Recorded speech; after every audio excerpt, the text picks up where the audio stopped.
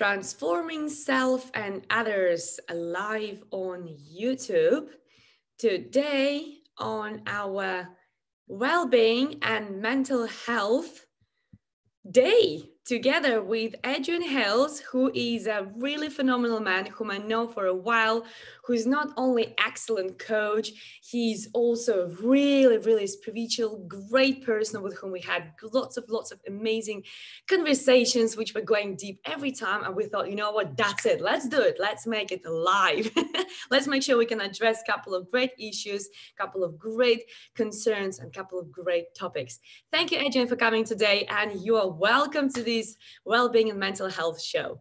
Thank you for having me. And I appreciate you looking after my mental well-being and my physical well-being by ensuring that I'm hydrated, my camera's clean, and I've got the correct lighting on my face. Well, little things are really important, right? It's just little things. I don't want you to, to not be able to talk because you have now dry throat or people not to see you. I think it's important to have these little helpers. What do you think? Yeah, I think it's really important. And you are very efficient and consistent with what you do. So I appreciate you holding me together. Well, it's my pleasure, Adrian. It's my pleasure. But actually, I'm really excited to have you back. And I know we've done a couple of podcasts before, but actually having live video where actually our audience can join and ask questions, it's completely different level. This opportunity when people, even though we're in the lockdown, but they can connect with you and ask you questions straight away. How exciting is that? Yeah, it's good. It's in real time as well. So often people have a lot of changes happening in this time. So different questions come up at different stages as well. So someone there to answer those is obviously going to help people immensely as well. So really looking forward to that. Exactly. And shall we just do a little bit of housekeeping before we move on, even though there's no fire alarms, we don't expect any, but it's not about fire alarms. The main fire alarm, which you might have, our listener or somebody who is watching us right now, is maybe you having probably some questions, issues, or challenges with your mental health. And in that case, me and Adrian, we will definitely both of us strongly suggest you to go and seek professionals, right? Because everything we're going to speak about is definitely our professional view based on our expertise. But again, I'm not a GP. Adrian, are you a GP by any chance? No, not a GP, just a coach. And what coaching is focused on is about goals. It's about looking at where we're in the future, removing blocks so we can, elevate our lives and become all we want to be. So, that's what coaching allows you to do. And it really helps you create a holistic well-being approach to your life so that you're able to sustain performance, sustain success, and, feel good when you're doing it as well. So I'm not a doctor yet, but you never know, might be one day. Oh, that's exciting. I'll be looking forward to hearing news about that. But yes, that's true. And Dr. Hales would be funny. Oh, that sounds good. Dr. Adrian Hales. I like that. I could just be Dr. Hales and you could be Professor Geidane. That's pretty cool. Oh, Professor Geidane, that sounds good. I like that. Who knows? You know what? You never know what's going to happen in life. In fact, we never even knew this going to happen, right? And why it happened? Because we're in a lockdown and because you have to be creative and you have to come up with new ways. Because normally we would probably meet at our Professional Speaker Association meetings and we would have a conversation there, or we would meet another event and we would probably just have a phone conversation. But when the situation changes in the world, you got to be creative and come up with something innovative, just like this live video. Definitely. And it helps you leverage time as well. Think about, everyone's now communicating in the world in this way, connecting with each other, and it saves you time. Obviously, when we go to the PSA, it's a designated day.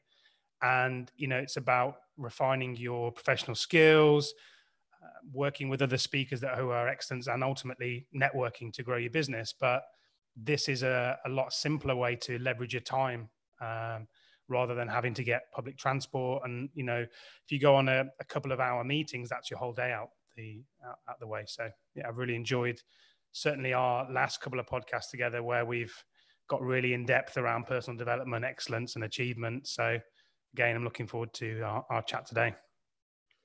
Me too. I must say, I'm really looking forward to it as well. And why don't we go straight into the depth of the conversation?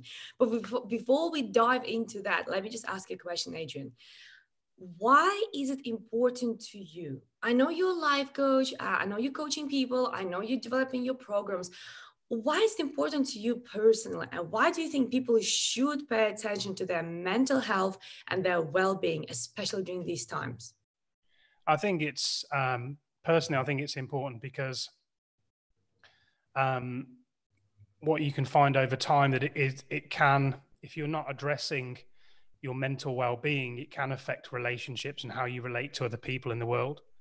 That might be your partner, that might be people you work with, or business associates. So I think that's crucial. And going back to what you said earlier, from an mBIT perspective, our heart is there for connecting with others. And if we neglect what's on within our heart, or our intelligence in there, that can affect our motivation. And what it does, you find it more difficult to get up and to be inspired and excited throughout the day. So connecting, very much like what we're doing now, it is hugely important. So finding time to either connect with family members within the day, finding time to connect with friends and other people, business associates that you resonate with, is very, very important.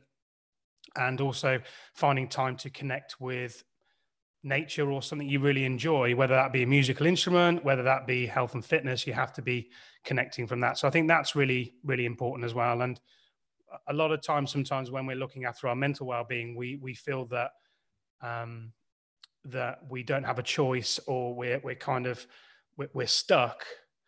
But we can start to change and move the dial of how we feel by taking action towards what we want. So that's what I think's really important, especially within a time of isolation like this. It's true. And what I noticed, the biggest challenge people are facing right now is, how do we stay motivated? How do we keep on the top of our performance? And that's why I really loved the fact you wanted to speak about the peak performance, because I was like, wow, yes, let's bring it in. How do we stay on the top of what we have to do? Like, how do we? Because I know that many people, they have a routine. Like I, for example, I have a really strong, my morning routine, and also really strong my evening routine. But not everybody is like that. In fact, not many people even heard of that. Right. Well, what would you say about that performance? Okay. How people can increase their performance during this time? Okay. They might see people, they might stay connected, but actually when it comes to performance, they probably are all over the place. Yeah. I think what people generally have is they either have a to-do list, which is every 30 minutes, I must do this, must do that, must do this, which makes it almost impossible, because once you miss things straight away, you start saying things like, oh, I'm not very good at this, or it's not working, I'm a failure. And just because you missed one thing on a to-do list. So it's interesting. What I like to think about is having your day in 3-hour blocks. Oh, I like that. So 3-hour blocks. And so the first part of your day, because it gives a bit more room for maneuver, and it allows you to adjust and maintain consistency. It's not about being productive for productive sakes and just going at your tasks and then feeling really bad when, oh my God, I didn't do all those 1,000 things on the to-do lists that I put down, because it's not really about that. It's really looking at in 3-hour blocks. So what I tend to do is I look at from 6 till 9, for instance, in the morning. I won't do any work until 9 o'clock. So from 6 till 9 is merely about getting my body in a good condition. I love that. So I work out, and then I spend a little bit of time having breakfast, and then just writing out the plan or the ideas for the day. So it's thinking and planning. Love that. In the first section. And generally what you find is in the morning, once you start doing fitness, you will start to get new ideas, new inspirations, whether that be for your career, whether that be for your business. And then once you go through the planning process, that gives you a very good indication, like what you said earlier around intuition. Your intuition starts to work when you when you change the physiology, you change the emotion, you change the energy in the body, those ideas start to flow. So then you've got your kind of plan for the day. And then the first thing I do from 9 till 12, which is the next 3 hours, is I focus on the hardest task, which give me the biggest bang for my buck. So what we tend to do is we might avoid that really tough task until the second part of the day. But what I tend to do is look at, if it's my business, for instance, what's a a £10,000 task, for instance. Yes. A new program, or what's the £1,000 task, which might be, I love that. it's really interested in my Being Superhuman program, just for instance. So I will work when my energy levels are high from 9 till 12. So that's another 3-hour block. And what that tends to do is gives you room for maneuver rather than being really rigid. So that's my next section. And then have lunch. Then the second part of the day is collaboration. So as you said, Olga, keeping your mental well-being. What are we doing now? It's 1:15 and we're collaborating. So it's really important to collaborate with people, whether that's collaborating with someone amazing like Olga on a podcast, whether that's collaborating with your web designer to get your tweaks done, or whatever that might be. So that's when you can really connect with people till about, I do another 3 hours till about 4 o'clock. Then it's the wind down from 4 till 7, which can be walking, reading, finishing off any types of work. And then in the evening, it's really important to reward. Whatever your reward might be, playing an instrument, watching Netflix, having your favorite meal, whatever that might be, that's the next 3 parts is your reward. But what I tend to do there is read. So that's how I segment my day in those 3-hour blocks. So that's essentially, because what you've got to do really is you've got to sustain performance. And if you're going crazy every single day working, you're just going to burn yourself out. So really what this is about acknowledging your creativeness within that, acknowledging other people, looking after your physical health, your spiritual health. That's what I do in the morning. And also your emotional and business health. It's bringing all those into more of a holistic view, which enables one thing that business owners and people in the ambitious people in career want to do is consistency. And that enables you to be consistent, which going all out every single day with no real structure promotes inconsistency. And then you start to feel, oh, I'm not good enough, I'm a failure, or whatever that might be. So there's my advice on daily productivity and performance.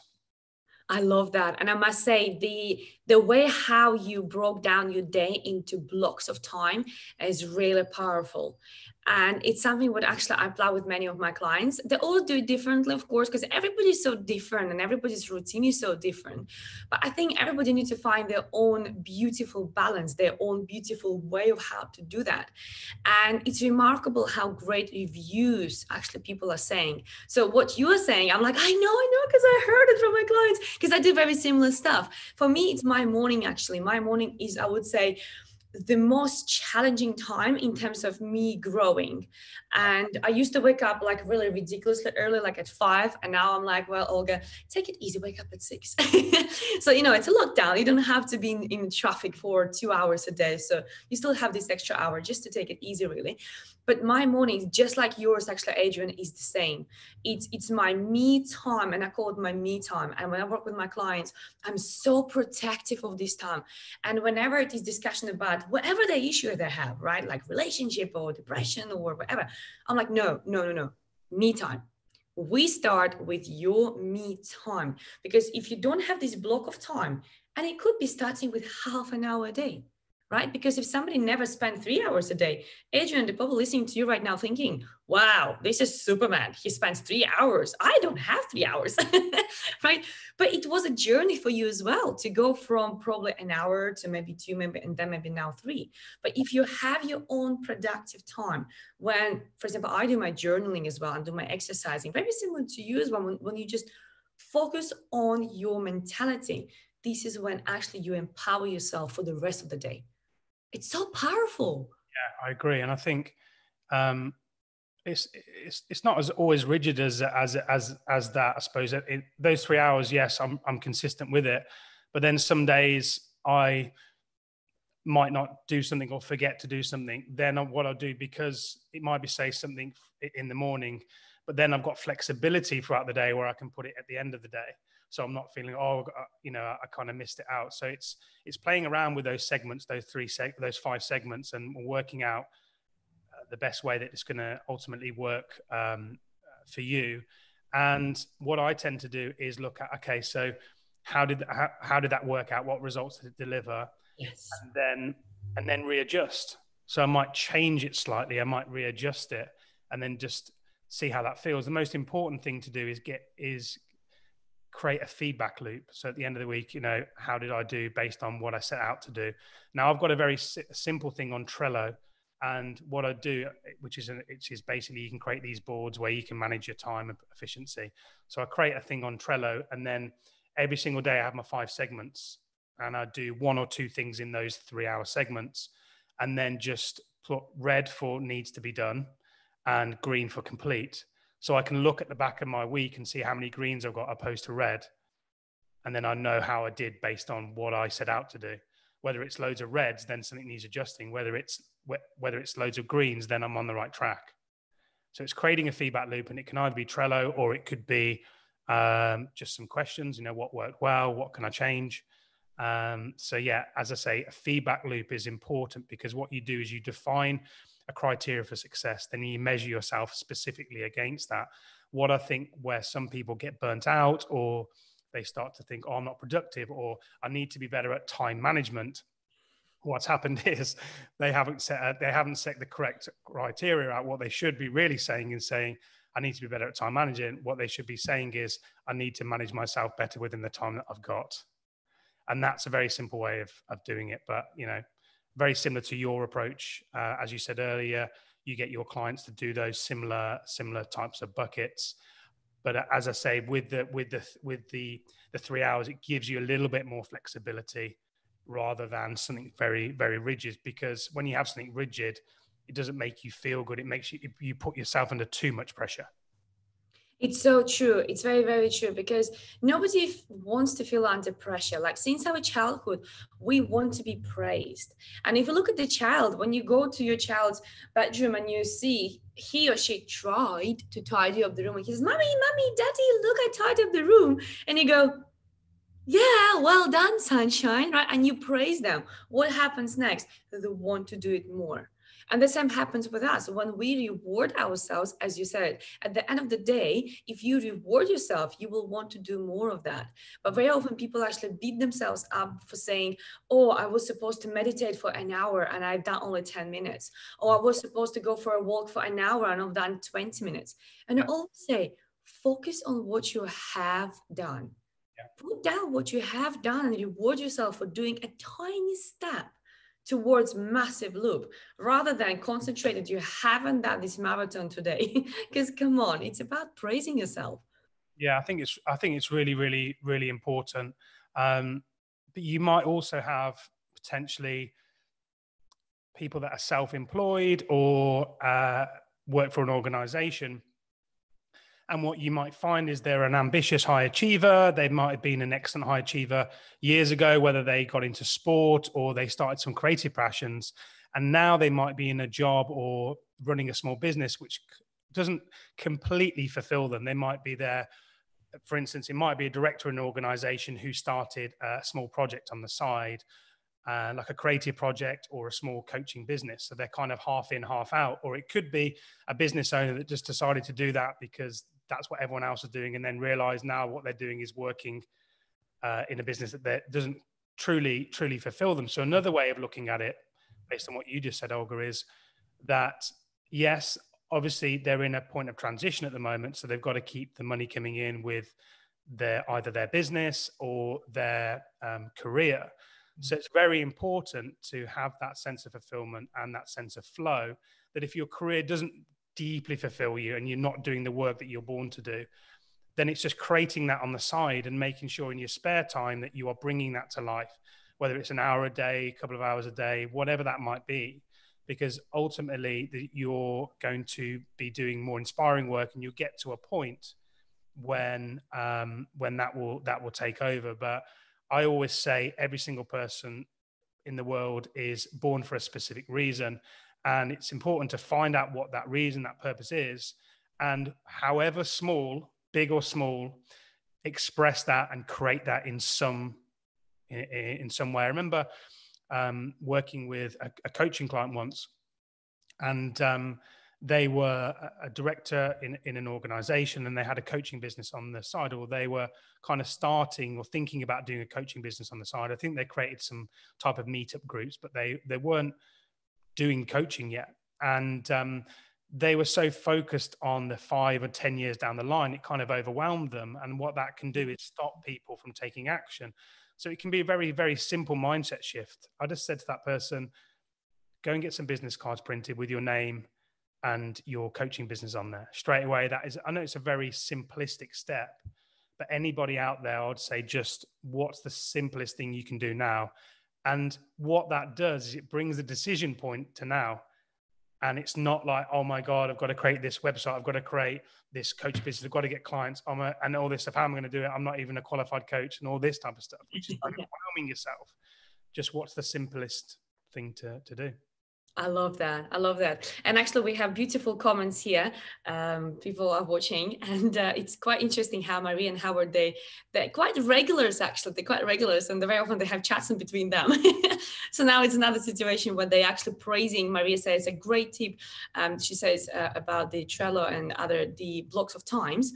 But here Maria says, I use Trello. That's a good tip again. And Howard, actually, he says, I just downloaded Trello to my phone. And apparently Maria, she's using that a lot on PC, tablet, phone, and everywhere. It's great how they have a little conversation. I love that. Audience are like switched on, Olga. I expect nothing like this. But yeah, well done for downloading it. You've taken action, which is a good start. So there's a couple of other apps which I have used before. One's called Wunderlist, which is based on Microsoft. You're probably familiar with that one. And then there's another one called To-Do List, which you can set up, for instance, I want to get 3 tasks done today, 5 tasks, and it tracks your productivity throughout the week. It's a very simple to-do list, but Trello's good. It's very visual for those visual people out there that really like to put pictures and things and get creative. Trello's really good. So well done. Awesome. I love the fact how actually they already did that action. This is what life is about. It's about, thinking about something and doing the action. And it's like people say like, oh, you have to read 1 book a week. And I'm like, well, hang on a second. If you just read and you read and you read and you read without applying, what's the benefit? Just reading? Yeah. I don't get it. It's like you have to apply things. I must say I'm a very slow reader, really slow reader. But that's because wherever I come across, I'm like, okay, let me apply that. If it is a question, if it is something to do, if it is something to change, I actually go and apply that. So I might read really, really slow, but that means I'm applying things. And the same with any videos, any seminars, any programs we go to. It's about the actions you take. And the sooner you take the action, the greater you'll become as a person, as a business person, as a husband, as a wife, as anybody, right? As a superhuman, because you are taking those actions.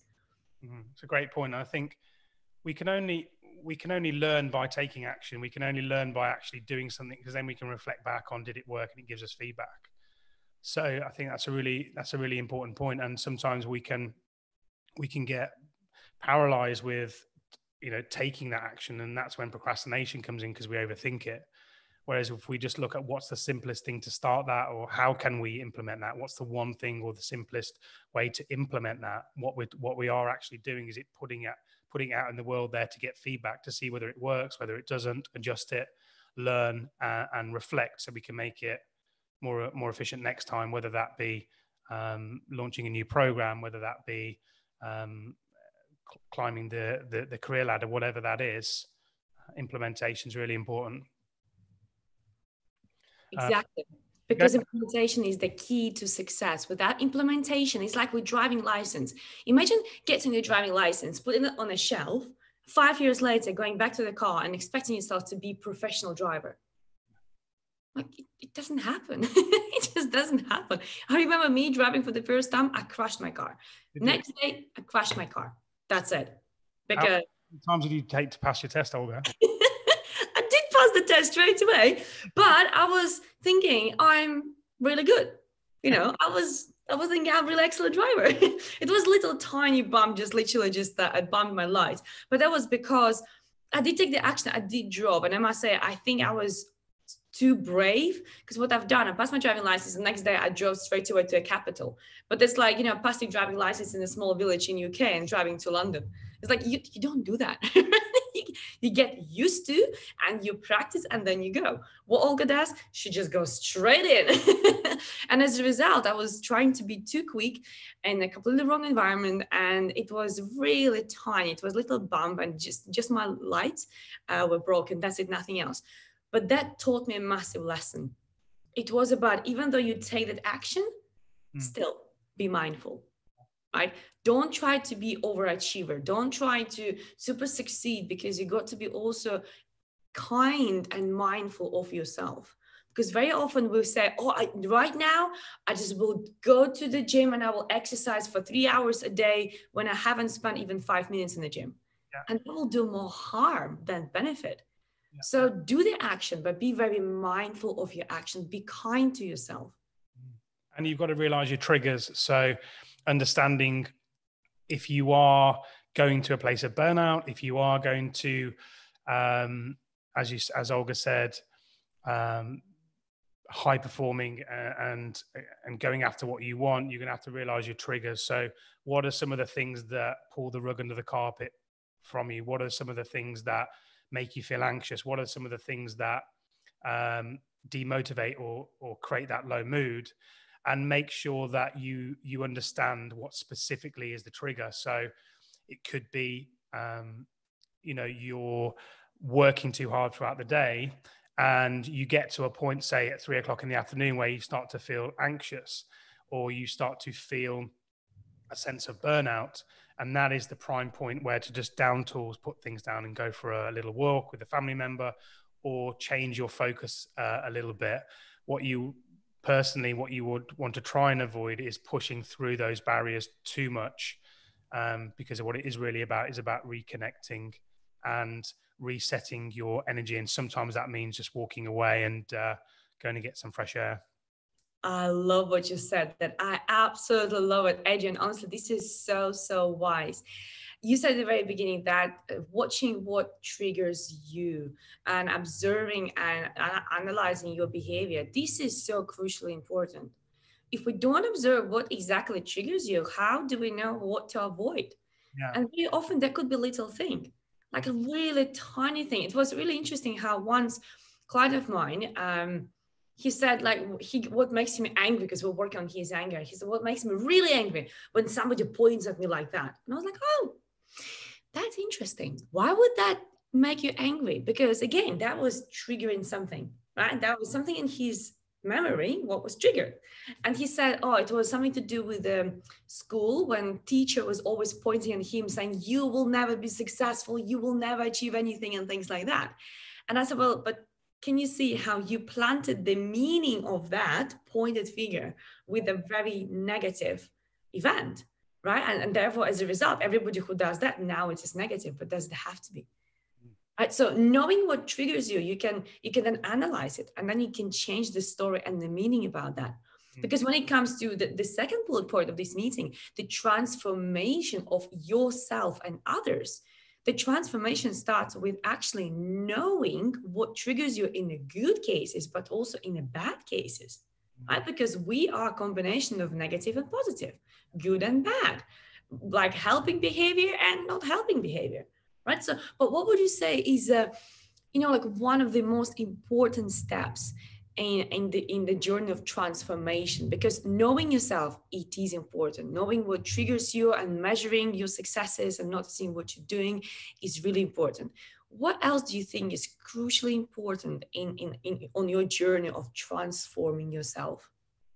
I think the most important thing I found is, I remember living in this little flat in Spain, overlooking the water, and it was winter time, and I just got to a level of success in my life, which most people would think, okay, wow, that's amazing. I'd played semi-professional and professional rugby. I was also in the military at a very young age, and also focused a lot on the personal development world, and got to a point in my life where, and this comes to my point, is where we follow the definition of what success means to others and not ourselves. And there comes a point in your life where you will either go your whole life, and that's also okay, where you follow someone else's definition of success. But ultimately, that's never going to fulfill, as Olga said, knowing thyself. So I did lots of work really on my life's purpose, why I was here, what dent I was here to create in the world, what would give my life a sense of meaning, and what work I wanted to do for the rest of my life. And that's not saying it's completely fixed, because things might change, but I think it's really, really important to just press pause and take a day out and take a notepad and look at where you are within your life, as in at this point, what does success mean to me? How do I define success in my life? Where am I going in life? Because a lot of people say, oh, what do I want? I want more money. I want more success. I want a better job. But if you look at the etymology meaning for want, it means lack. So if we say, I set a goal where we say, I want this, and what we're really saying is I lack it, which doesn't put you in the best frame of mind emotionally to achieve it. So a better question is to ask, where am I going? Because that presupposes that you are going somewhere in a direction. And I'd like to do a little bit of a reframe, is that when we, not in all cases, but when we feel a little bit of fear, uncertainty, a little bit of anxiousness,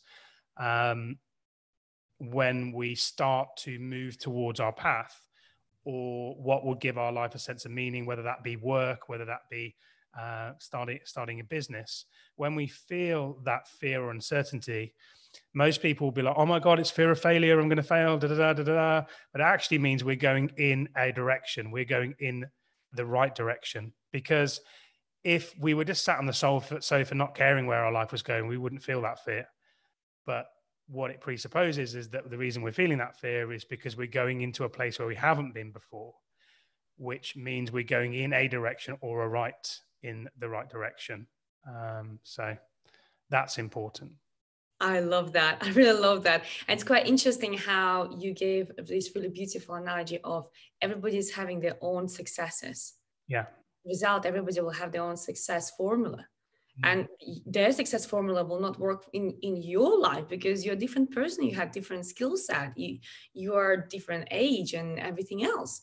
So it's not about what others are thinking of success, what success means to you. Definitely. And I think it's really defining that, Olga, because and what we've really got to do to define what would be a successful life for us, what would give us a sense of joy, happiness, fulfillment, across all of our life, across our spiritual happiness, wealth, and all across those different areas. And what will we see when that's happening? So when we're in this fulfilling, meaningful, purposeful career or business, that's really in alignment with what we're really deeply here to do. What will we see? What will we hear? What will we feel? What will we sense? Because often as you say, we're chasing criteria that's not ours. So the reason sometimes we feel conflict is because we're living through the eyes of somebody else. Now, that does take a little bit of courage, because if you look at an analogy, it's called tall poppy syndrome. I don't know if you've heard of it, but generally when people go out, what that means is that it means, from an animalistic point of view, death to the species. Oh my God, I'm fleeing the herd, and now I'm out there for predators to take a hold of me. So we start to feel more anxiousness. That's why it's really important to build that holistic performance so you can maintain your energy levels. But at some point, and I love this quote from Jim Carrey, it says, when you create yourself to make it, you're going to have to either let that creation go and take a chance on being loved or hated for who you really are, or you're going to have to kill who you really are and fall into your grave grasping onto a character that you never were. Wow. And that's quite powerful and deep, but I really believe that every single person in this world has a true calling, a deeper meaning why they're here. And they have a choice whether to find out what that means or to continue with the life that they've already got. And that's completely fine. But when you start to move towards that, you start to feel that level of bit of uncertainty, because you're going into new territory, which says it's a really good thing. So what you might find is, what's quite normal is the tall poppy syndrome. Maybe people in your life saying, "Oh, that that won't work," and what you've got to do is acknowledge them as a human being and say, thank you for that, because you can learn some stuff that will redirect you. But it's very important, when you come out of one kind of tribe or one set of people, it's to try and associate with people that are already doing what you're doing. Like, you're very, very talented at what you do. I love talking to you. And when we collaborate like we are now, it gives us a sense of that tribe, a sense of existence. And that's very, very important, to find those people and to get that support network. Because that over time helps you evolve and sustain success. That is so true. And very often people are finding that more as excuse that I don't have a support network, rather than call to action. Because if you don't have a support network, go find one. I mean, we have 7 billion people on this planet of Earth, maybe slightly less now because of coronavirus, but still we have so many people left, and clearly you can find at least one or two. You don't need 100. But 1 or 2 people who can be your support network, who could be your tribe, who will be supportive, and also you will grow with them together. By challenging each other, by having conversations, by doing things together, you can really grow. This is so powerful. But I have here a really amazing comment here from Maria. Maria says, great. Usually we feel the emotion. We don't know exactly what has triggered that. And it happens very often. And the reason for that is, I wonder what you say, but I think the reason for that is because very often we hide memories from our conscious so deep down because we don't want to remember them. And as a result, subconscious still remembers about them, but not our conscious. And therefore, subconsciously, there is a trigger, but consciously there's blank. And therefore, it's important maybe to question yourself once in a while. Why do I feel that way? What happened? And what I noticed for me, for example, it really helps to go for a long, long walk and think about it. And then usually it just will land on me. And I'm like, oh, that makes sense. Now it all came all together. Yeah. And with my clients, very often we do mini meditation, where actually they go into meditation mode, and I'll ask them to tell me everything what creeps into their mind. And this is how we very often go into what exactly, is connected to that trigger. But I wonder, what's your opinion on this, Adrian? What do you think that when we feel emotional, and there is clearly an emotion about something, but we don't know what it's all about? What do you think? I think I really like your point there, going out into nature and stuff like that. And some people might think it's a little bit woo-woo, but I don't go into nature and stuff like that. But yeah, it's really important, because what the walking in grass tends to do, it tends to ground your energy. And sometimes when we feel emotion that's overwhelming for us, that's normally when we're slightly ungrounded. So as Olga said, by going back in there, it's grounding our energy. And if you read up on the hero's journey, which is obviously written by Joseph Campbell, one of the things in the book, they talk around sacred space. So when you are following your calling, when you're following your purpose, if you look at some of the films like Avatar, you look at Superman, they always go back to their sacred space. And remember, the reason it works so well is because it's a complete change of environment. So what you subconsciously start to do is you start to behave a different way. Mm-hmm. And we know that because we've seen things on TV, we've seen friends, we've seen society do that. And we might go into an environment like yoga, and we've never done yoga before, but every single person knows how to behave because they're observing other people. And you go in there all zen, they've come off the street with this anxiousness on their phone or having a go at their partner, and then they're like zen as they walk into the yoga studio. They're like, I've come to peace. It's like, well, why couldn't you do that before? This is quite funny. But like Olga said, the environment is such a very quick way to change how you're physiologically reacting to emotion. So going for that walk. Kind of, if we're thinking about anxiousness, it comes from our gut. It comes from that gut intelligence, and our gut is responsible for our security, our safety needs. Again, as Olga said, it pushes down. It holds memories to protect the system, because if all those memories came up at once, it would be overwhelming for us. Imagine that. It's to deal with self-preservation, but also when that digests and settles when you're walking through the woods, those little intuitions, those ideas get released, and it can be in the way of a metaphor, an image, a symbol. It can be in the way of a word or a vision. And, a simple question is, what's being communicated? Yes. And then you, as Olga said, you'd be like, that's what it is. And then you have choice. Then you can either take action on it, or you don't have to. You have more perspective. And you said it again, take action. Again, it's again. It's all about taking one step at a time. Just like a baby who learns how to walk, he learns step by step. 2 steps at a time, 3 steps at a time, but she eventually learns how to walk, because he is still persistent, still consistent, still stubborn. I'm gonna walk. So you said it, Adrian. You just said, just take the action.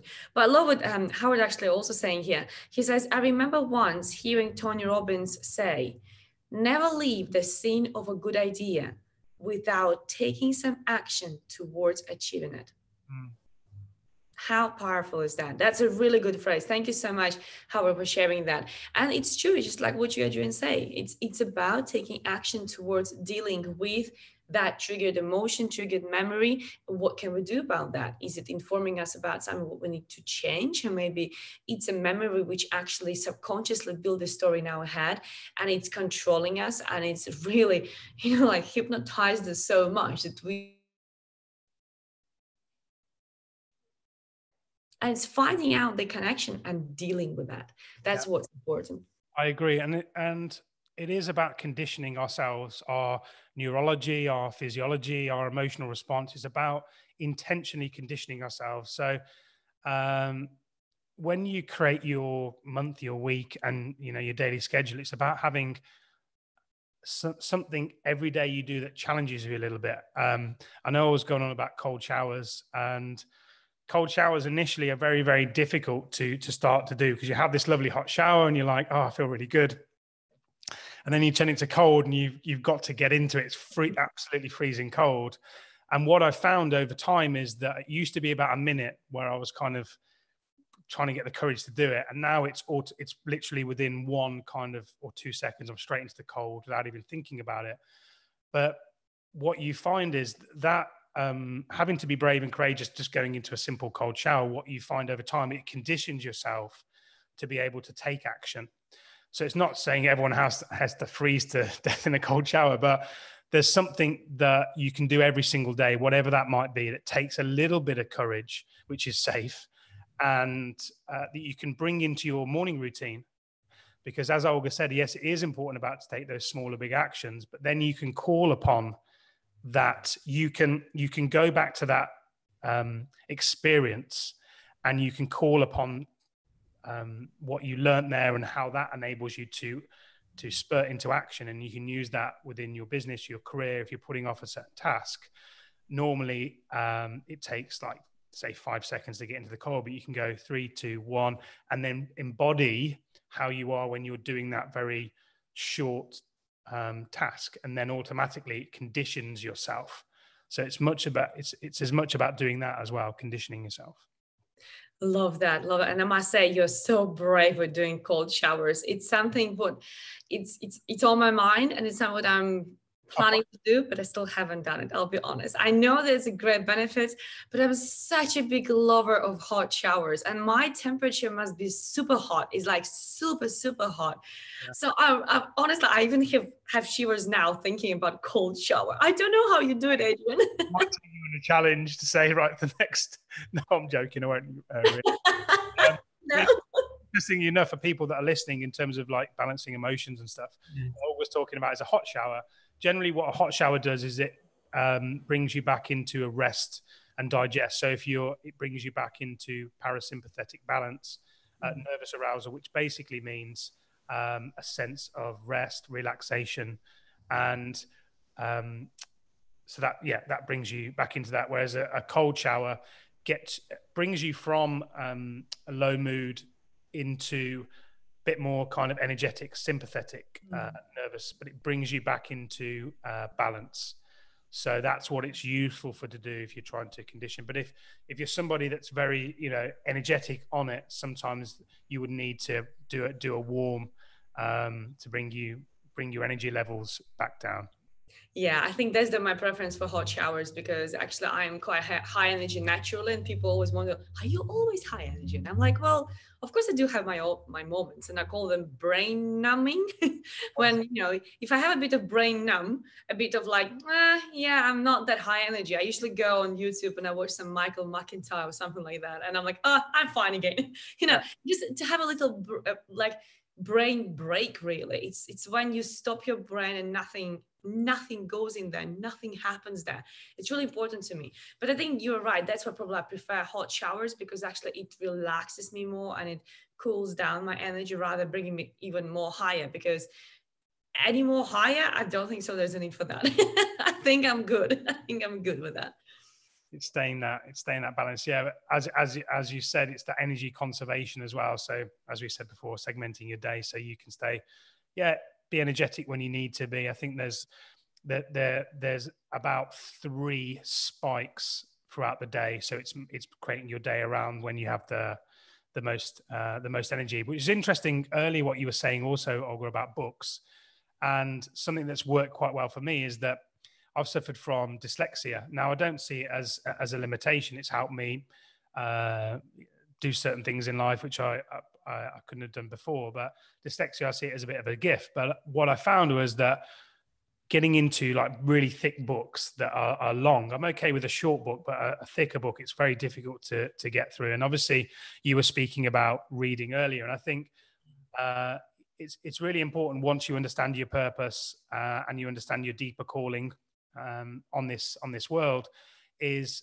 reading books that are going to help you fulfill that, and being very specific and intentional around 3 types of different books or categories that are going to really help you, and then just reading those. And what I found is that generally a book is written, and within that book, there's some gold. There's some golden nuggets within that book.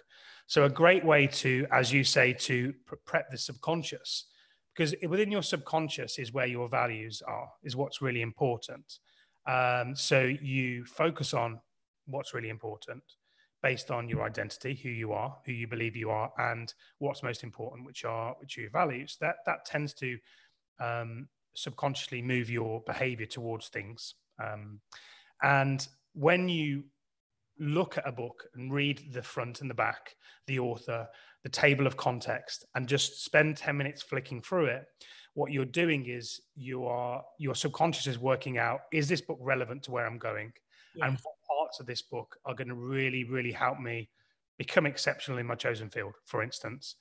And then what you would tend to do is your subconscious, based on exactly where you are now, will tend to filter out what's not important and get you to focus on what's important. And therefore, what that means is that you will pick the perfect chapter that's relevant to help solve your problem or help you get you where you want to be. Now, what you can do is what I do then is isolate that chapter and just read that. So you mine for the gold, and then you make notes on what's in that chapter, because remembering that within, yes, the books are very valuable, but within there's some gold, and we just call it mining for the gold. Therefore, you can manage your energy levels because you're only reading for 30 minutes a day. And if you follow like Tai Lopez's stuff, he talks about how you read a book a day, and that's quite a very simple strategy. And for those people that find it difficult to get through books, it can really make you feel a sense of joy that now you don't have to sit there for a whole week trying to get through a massive chunky book. It's true. And actually, Adrian, that's exactly what I do. I read half an hour a day. That's it. And for me, that's enough. No, on Sundays, I read a bit longer because I have my routine when I have a lie-in and I read, I'm there in my bed with a book, and I love that time. This is my favorite time because especially the sunshine shining through the window, this is like my favorite time of the day. But that definitely works because this is what I do myself. Yeah, half an hour a day of a book you read. Sometimes it's just a chapter if it is a long one, sometimes it could be two, sometimes maybe not, don't even finish a chapter if it is way too long. But yeah, half an hour, it's actually, I think it's more than enough because you'd still go through materials in a week, in a month, in a year time. It's really powerful. What you said earlier, it's about when you read a book, you're like, okay, how do I start? Because I'm reading all these books. Where do I start? What do I implement? It becomes so convoluted and confusing. Whereas once you've read for half an hour, you can say, okay, what did I learn? What's the goal? What's significant for me in there? And it could just be one point. Okay, so you have a choice then. Do I want to implement that or bring that into my life, business, health, wealth in some way, or do I just want to leave it? So it makes it a lot more simpler to implement, to bring into your life.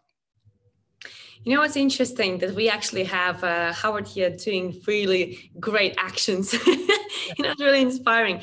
So Howard shares with us that yesterday I started my new morning routine. Early alarm and then jump on a short motivational YouTube live at 7 a.m. and then straight into the day. Only 2 days in, but so far it helps me a lot. Right. How powerful is that? There we go. We have a living proof it works. That's great. Stunning. Exactly. But you know, Adrian, shall we go into the third part, which is all about fulfillment at work, fulfillment in relationships, fulfillment in life? What would you say are the main three things, if you can come up with the three things, which is important in order to find your fulfillment? Because I know we spoke already and we touched base already on this, but if we just could, you know, summarize that into 3 tips or more, if you have, about fulfillment, what would they be? I think it's really important to be creating some contribution to the world other than yourself, because whatever that might be, a vision, mission, movement, and it has to be something that's bigger than yourself, because ultimately chasing all the material definitions of success is not going to make you happy. Yes, it can be a byproduct of creating inspiring movement, vision, business, which impacts the world in some deep and meaningful way. But I think that's really, really important. So that's my my number one. And number 2 is making sure that as much of your day is and week and month and the work that you do is created around what your superhuman talents, gifts, abilities are. Like finding out why you're on this earth, what your gift is, and whatever that gift is, and making sure that you're expressing that, because that's going to deeply fulfill you, and making sure you're giving that gift, and that's part of the movement. And also making sure that another part of fulfillment is making sure you have variety. So making sure that you have, as me and Olga spoke about earlier, is having a holistic approach to life, where you are expressing your talents in your work, you are looking after your health and fitness, and you're looking after your learning by learning new things, implementing them. You are creating a new tribe. As I said before, is when you fly the nest or you come out of the herd, that you're creating another tribe of people, like-minded people who are going to push you to become a better version of yourself. And it's very, very important within that is recognizing that we are spiritual beings having a physical experience. Yes. That's not getting all woo-woo. It's not getting all type of religious on you. It's not about that. It's recognizing that that we need to be able to express that. So what I mean by that is things like accessing flow, accessing these ideas. Like, for instance, meditation is a way of learning more about spirituality, and you know, your inner spirit, which some of the traditions say that your spirit is within your heart. You know, if you listen to a lot of the kind of philosophers of the world, they'll say if you're not sure what to do, look into your heart. And that presupposes that's where our spirit is. But that's very important, is to have meditation, have yoga, and really getting into the science behind it as well, because it can really help guide you on your path. So there might be a lot of people listening who have had some type of spiritual awakening, some kind of spiritual, I would say, some moment where they have a serendipitous moment, and then they start to see these little synchronicities. They start to see these little double numbers, triple numbers. And that is an indication that you are awakening spiritually. So it's very important to learn what's going on. There's lots of great information on Google. And the point I'm making is to learn more about that. So go into stuff like numerology. There's stuff, there's information about spirituality in numerology. Eckhart Tolle talks about it. There's loads of great talkers on YouTube around being oneness, and it's very important to learn that as well, because that is something I think is missing, not everywhere, but generally in society. People don't understand it. So it's finding something that resonates with you and just exploring it. That's very true. And it's beautiful what actually Howard's saying here. He says, agreed. That's going back to the actual contribution. The times when I have been materially or financially well off have not been my happy times. It just proves again that, it really, really works. It's not about material stuff only you have to go after. It's about the happiness, the fulfillment. What actually can you feel? What can you give? And again, it's not about just giving away, because you can't give away an apple if you don't have an apple. That's my favorite saying. You have to have an apple first in order to share your apple. So it is about finding yourself first, making yourself being happy first in order to contribute and give others.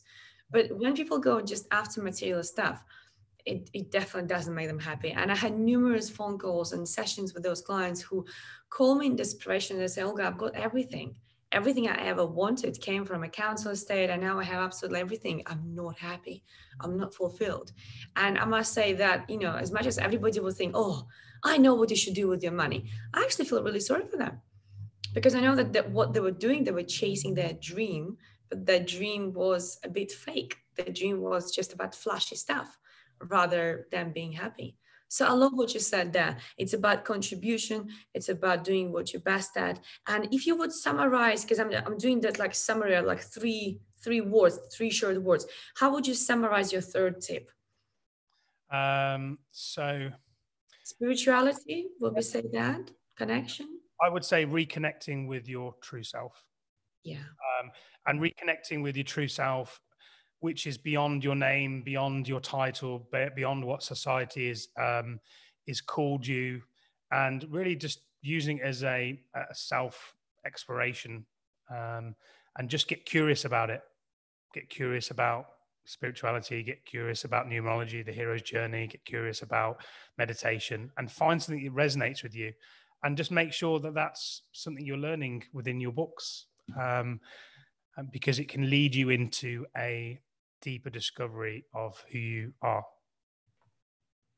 Definitely, absolutely. Well, I summarized that all and I posted there.